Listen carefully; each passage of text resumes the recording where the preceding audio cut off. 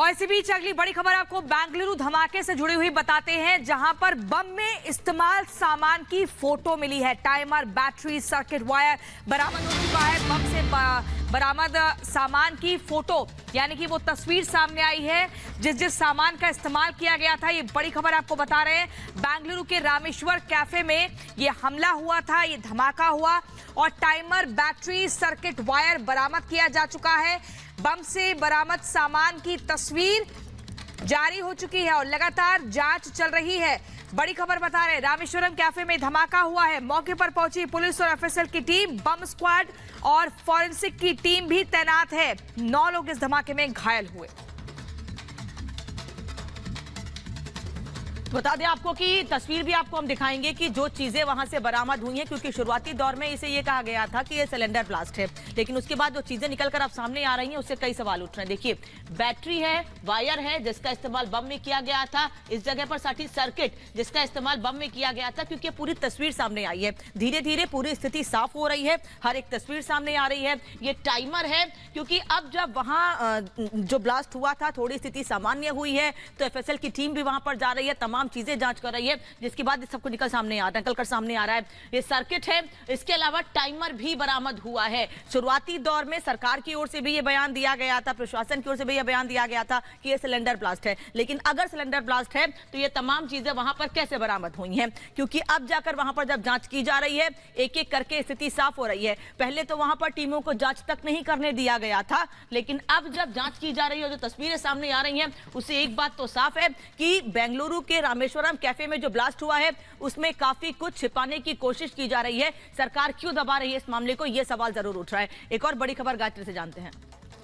और बड़ी ब्रेकिंग आपको ये बता दें कि सीसीटीवी फुटेज से संदिग्ध साफ तौर पर उस फुटेज में दिखाई दे रहा है। एक बड़ा सुराग हाथ लगा है और ये बताया जा रहा है कि जो संदिग्ध इस सीसीटीवी फुटेज में दिखाई दे रहा है उसने टोपी लगाई हुई है, उसने एक बैग भी साथ में लिया हुआ है जिसका संभावना है कि इस्तेमाल उसने किया होगा इस धमाके में। इस वक्त की बड़ी खबर आपको बता दें, सीसीटीवी फुटेज से एक और सुराग हाथ लगा है।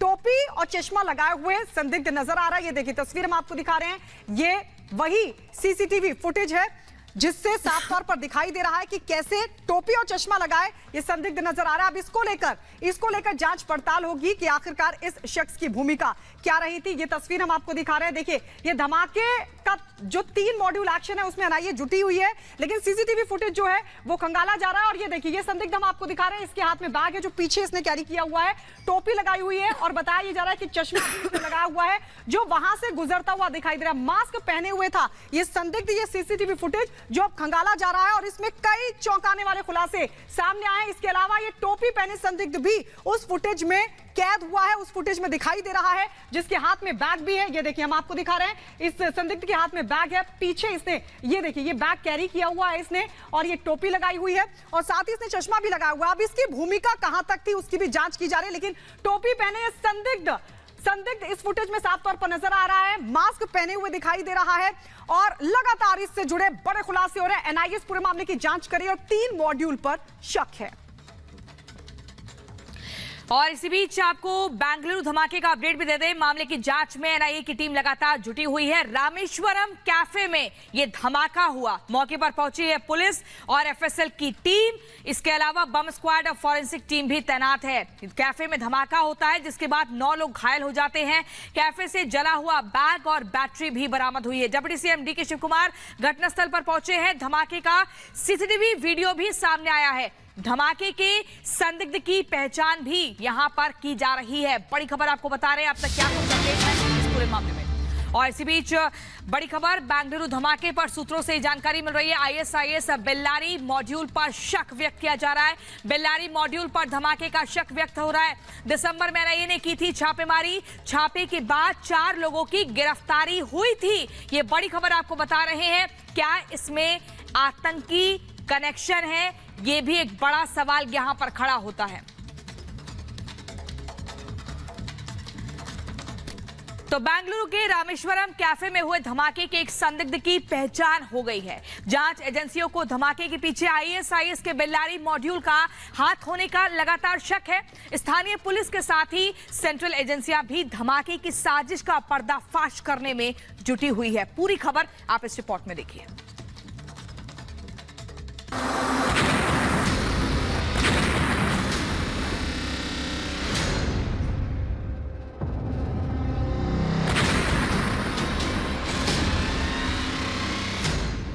सिर पर टोपी, मुंह पर मास्क, हाथ में प्लेट, कंधे पर बैग। ये तस्वीर रामेश्वर कैफे की है, जहां धमाके के संदिग्ध की पहचान की गई है। आरोप है कि संदिग्ध शख्स ने ही बेंगलुरु के रामेश्वरम कैफे में हुए धमाके को अंजाम दिया। संदिग्ध का चेहरा क्लियर नहीं है, लेकिन पुलिस आर्टिफिशियल इंटेलिजेंस की मदद से यह पता लगाने में जुट गई है कि आरोपी दिखता कैसा है। जांच एजेंसी ने इस मामले में 4 लोगों को पकड़कर पूछताछ शुरू कर दी। बेंगलुरु ब्लास्ट मामले में कर्नाटक पुलिस ने यूएपीए के तहत केस दर्ज कर लिया है।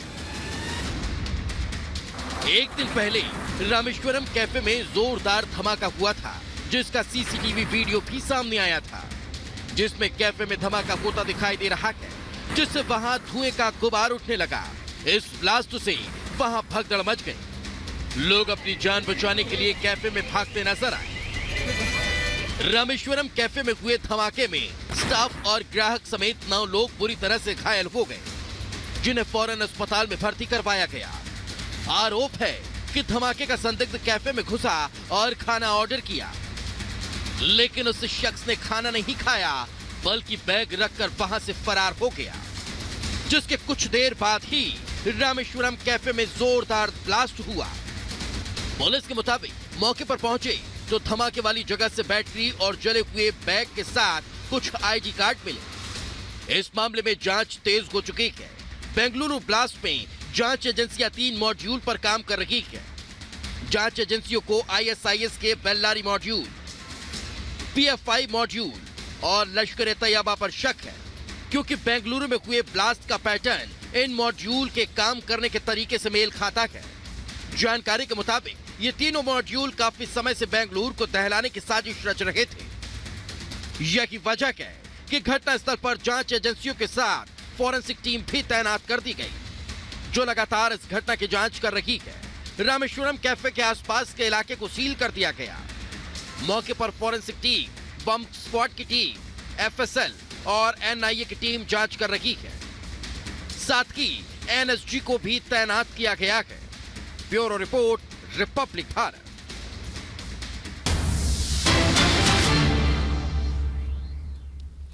और ये सीधी तस्वीर हम आपको दिखा रहे हैं प्रधानमंत्री नरेंद्र मोदी का रोड शो आप देख रहे हैं। प्रधानमंत्री नरेंद्र मोदी जो अब से कुछ ही क्षणों पहले वो नदिया में मौजूद थे और वहां पर वो जनसभा को संबोधित कर रहे थे। और अब ये रोड शो हम आपको दिखा रहे हैं क्योंकि कुछ और कार्यक्रम भी हैं। प्रधानमंत्री नरेंद्र